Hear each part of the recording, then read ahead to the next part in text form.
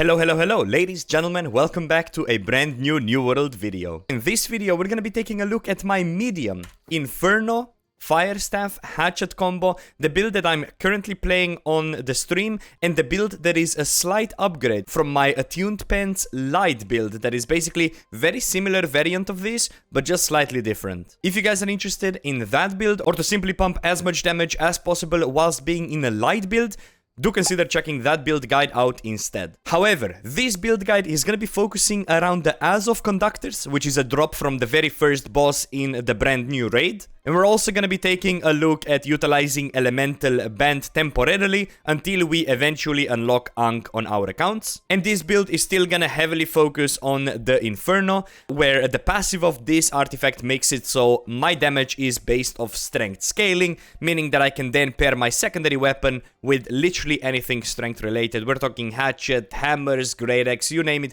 You can probably cook some absolutely ridiculous combos with this build. I'm going to be sharing what I think is the bare minimum to start rolling with this build and what I think is considered absolute best in slot. So let's go over the gear very quickly. Now firstly, I'm gonna go over the weapons, and in Inferno we made it 725 and we added flame attunement on it. I don't think there's any better options than this. Maybe you could consider changing flame attunement for fireball perk, but I think flame attunement just does the best job. When we go further down to the hatchet, as you can see, I have a new hatchet.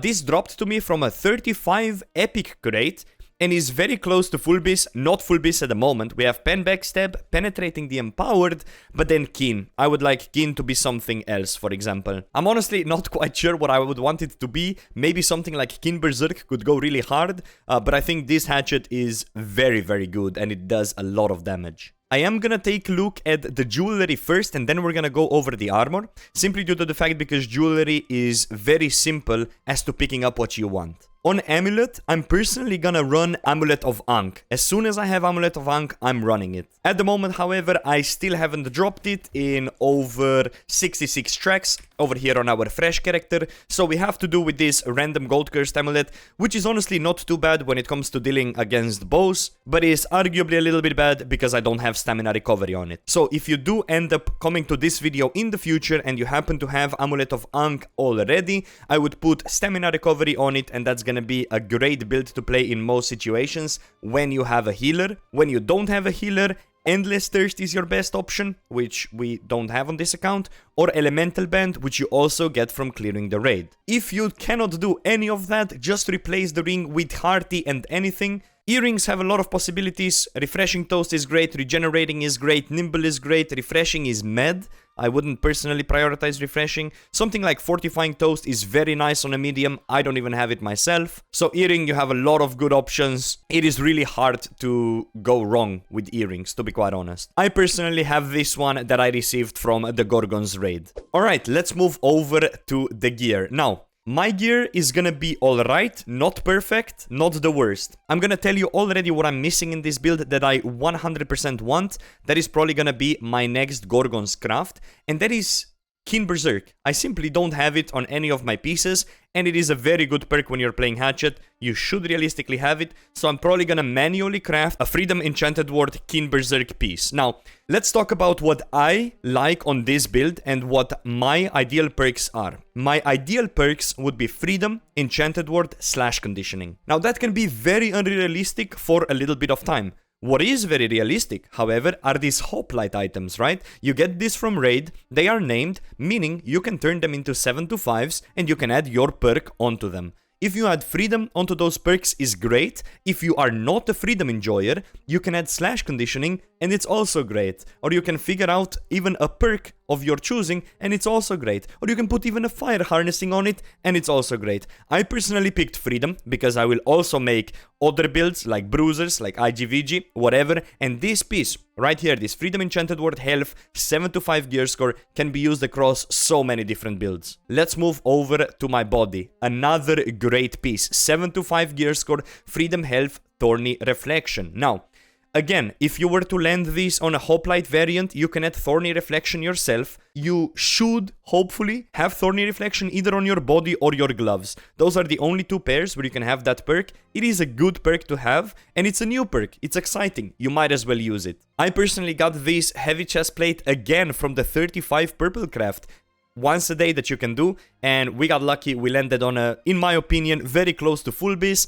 What would I prefer over health would be Enchanted Ward or maybe Slash Conditioning, but Thorny Reflection is absolutely marvelous. Right, let's move over to gloves. This is the one thing that I am not the happiest about, right? We still have Enchanted Ward Health Empowering Breaker, which is not bad because when people block your attacks, you get that Empower, you can then charge a heavy attack, break their shield, and then continue with your light attacks. It's a very powerful combination to have. However, my preferred thing would be either Freedom Enchanted Ward Slash Conditioning, or maybe I would even put Hasted Vigor in this, or maybe I would put Freedom Enchanted Ward Keen Berserk, or maybe I would put in Freedom Enchanted Ward Meteor Shower perk, or maybe Freedom Enchanted Ward and Fireball perk. All of those options would be absolutely beautiful when it comes to the gloves. Just in case my editor wants to insert this somewhere in the video, this is the craft I actually ended up going with. Freedom Hasted Vigor Keen Berserk. So I drop one Enchanted Ward for Hasted Vigor, gives me more mobility. I personally really like it.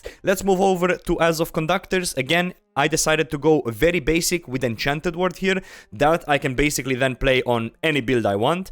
I was heavily considering putting Fire Harnessing on this originally, or even Freedom, but then I ended up just going for Enchanted Ward, and I think that's fine. Now, if you do end up deciding for Freedom, going for 4 Freedoms is your preferred option, but if you go for 3 Freedoms, it also works, and this is where this medium footwear comes in. Freedom Enchanted Ward Health. What would have I preferred for a full bis would be a Freedom Enchanted Ward Slash Conditioning. Currently don't have it. I will plan on probably crafting that in the future. So now we went over all the armor, everything I'm personally running, which a lot of people are always interested in on my live streams. Now let's go ahead and very quickly touch on the consumables. You're gonna be using infused health potions always on your first slot. You're gonna either be using infused regeneration potions or serum potions if you feel like splurging the cash out a little bit.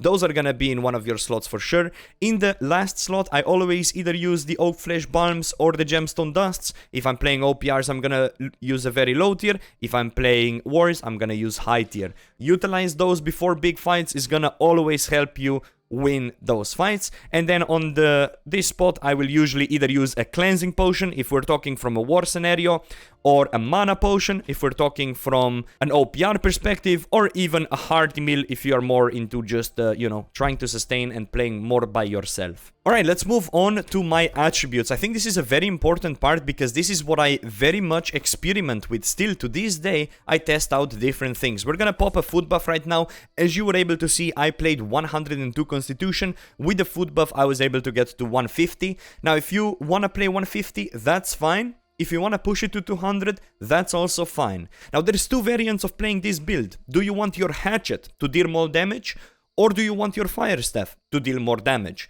In this case, this is more based for my Hatchet damage, and I think when I'm full 725, I should even be able to reach 350, 150. This duration to damage over time doesn't really matter that much, so reaching this threshold is like whatever, but as long as you can reach 350, 100, you are pretty much chilling. Your stamina is most of the time not gonna be full, you're gonna be dealing 5% bonus damage. That is pretty damn good. But if this is not your cup of tea, if this is not something you wanna do, playing 150 con as a base is perfect. But what you can also do is you can play this build more as a bruiser. So you could replace the Hatchet altogether and put a Great Axe there, for example. If you end up doing that, right, I would heavily recommend you to just push con as high as possible whilst having 350 strength. If you wanna stay with Hatchet, but you want your Firestaff to deal more damage, excuse my voice, I for some reason completely lost my voice yesterday, I would heavily recommend you to play 150 con, and if you want Firestaff damage, pump strength to almost Turbo Maximus here, as high as it goes. If it's 450, fine. If it's 480, fine. If it's 500, great.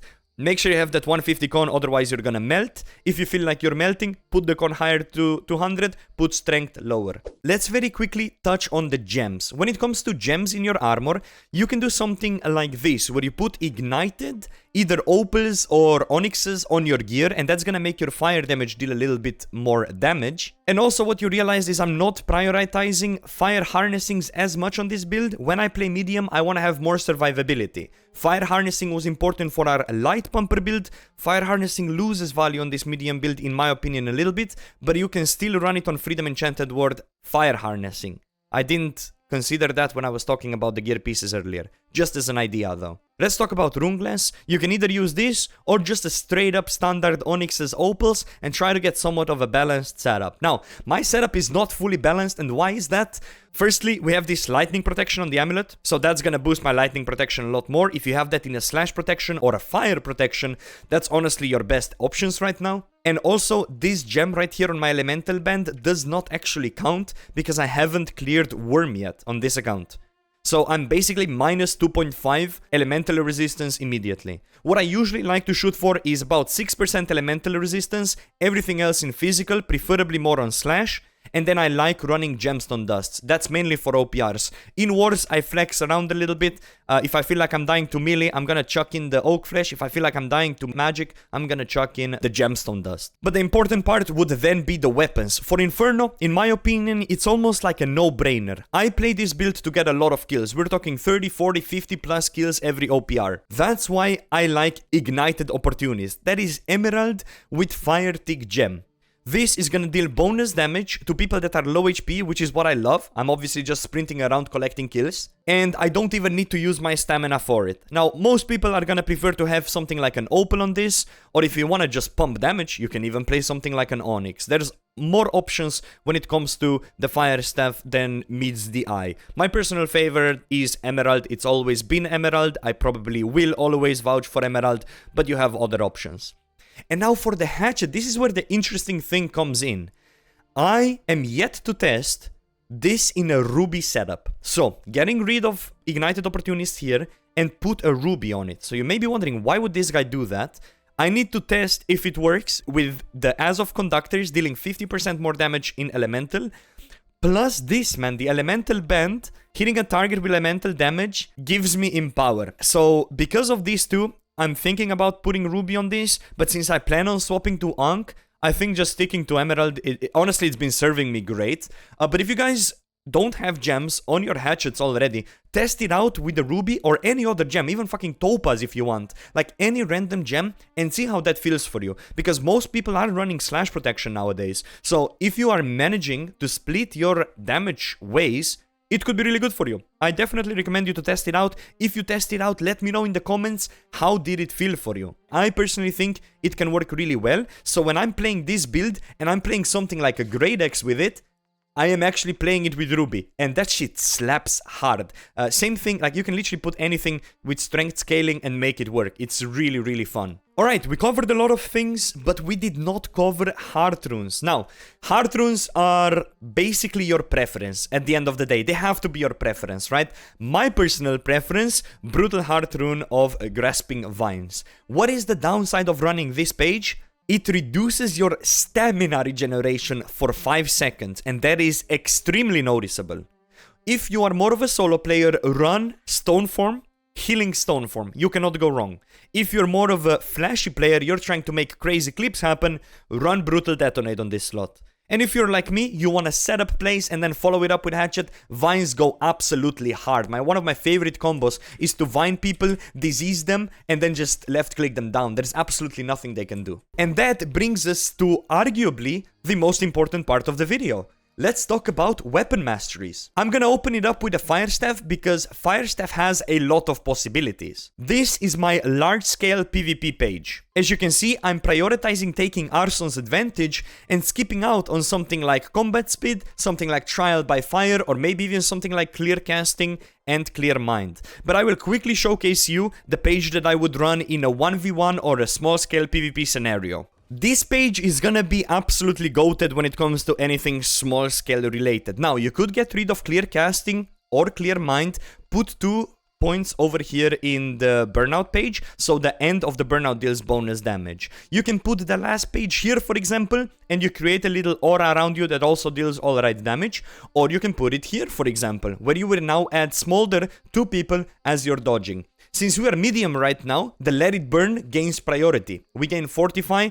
It's pretty nice. Having 10% Fortify, you can't really say no to it. So utilize this last page, put it here, take one of these or these out and put 2 of them here. All of those are really valid options. When I personally go into the PvP zone, I run this. Now, let's go ahead and actually talk about Hatchet. You have a couple of variabilities here.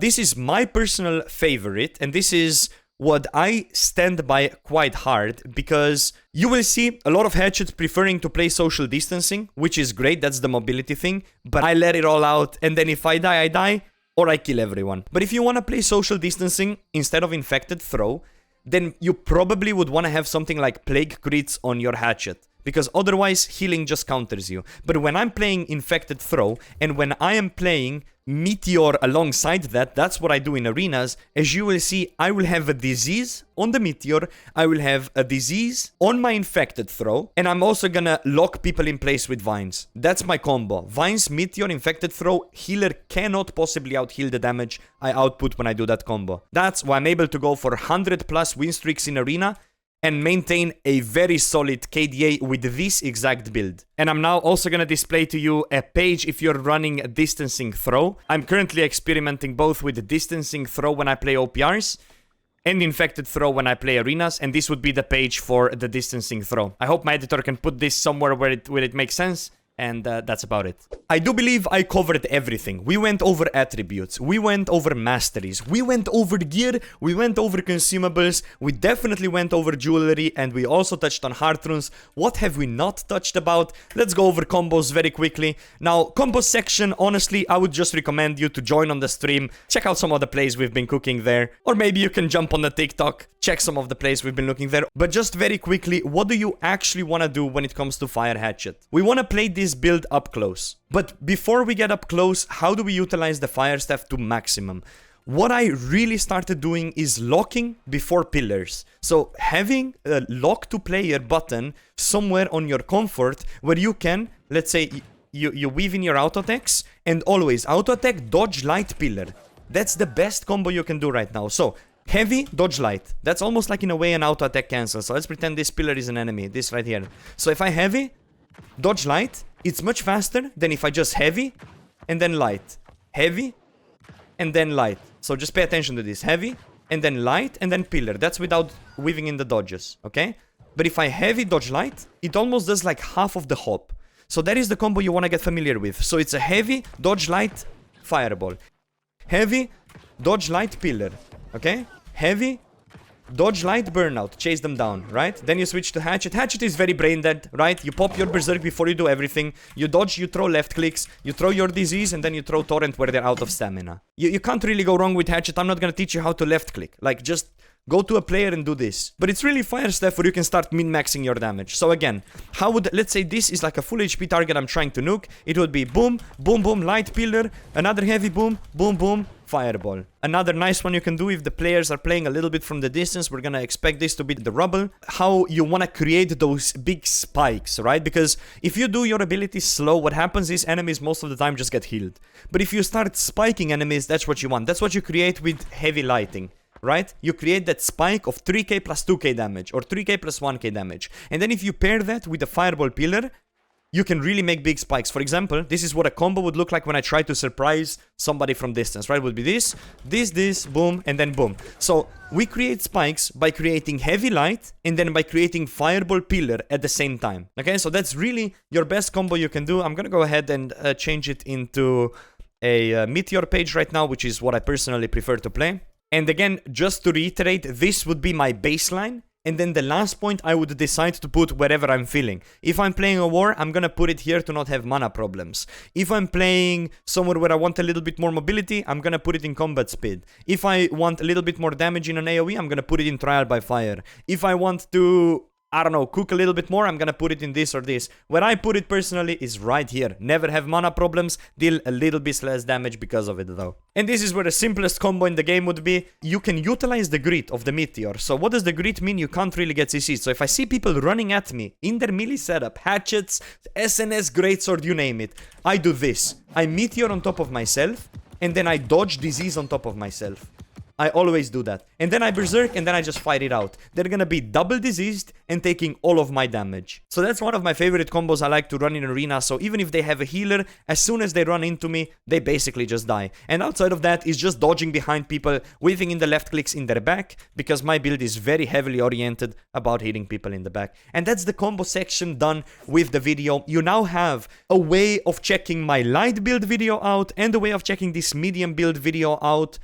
And the next build video dropping is most likely gonna be the Bruiser build video. I am working on it right here patiently on the side, on the fresh character. A lot of pieces are already in place. It's just, it needs a little bit more oomph to it. We're working on that for one of the next videos. If this video was helpful in any way, shape, or form, do consider dropping a sub to this channel. We're currently located on the second channel. This is my New World channel. If you guys watch me from my RuneScape days, you know I'm currently having a little challenge where I'm trying to have this channel surpass my main channel in the subscriber count. It is a long stretch. We need to get over 100k subs, but I think we can do it. This channel will make it at some point. Maybe 50 years from now, maybe 10 years from now, but we can make it happen. If you guys want to join the journey, do consider subscribing. I'll see you again very soon with another New World video. Have a good rest of your day, and bye-bye.